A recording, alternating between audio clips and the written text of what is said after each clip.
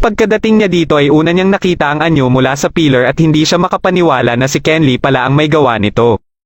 Habang sa pinakaloob ng pillar na napa-activate ni Kenly ay may isang matanda dito na pinalilibutan ng mga kadena ang bigla ding nagising. Nang makarating si Gaoyu sa bahay kung saan nag-uusap sila Belly at Kaito ay narinig niya ang isang babae na pinag-uusapan ng mga ito at nagulat naman siya nang mabanggit ni Belly ang pangalan ni Kenly. Dahil dito ay kagad din siyang naramdaman ni Belly at inutusan si Kaito na iligpit na siya. Bukod pa dito ay alam din ni Belly na malaki ang pakinabang niya sa nililikha nilang kagamitan.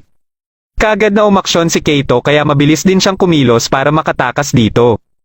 Napapaisip siya kung ano kaya ang pinaplano ng Profound Heaven Alliance pati na ang babae na binanggit ng mga ito na may kutob siyang si Yushi ito at bakit dinadawit ang pangalan ni Kenly.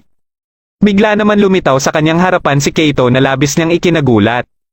Kaya nang tinanggal nito ang kanyang paningin ay hindi na siya nakaiwas pa dito.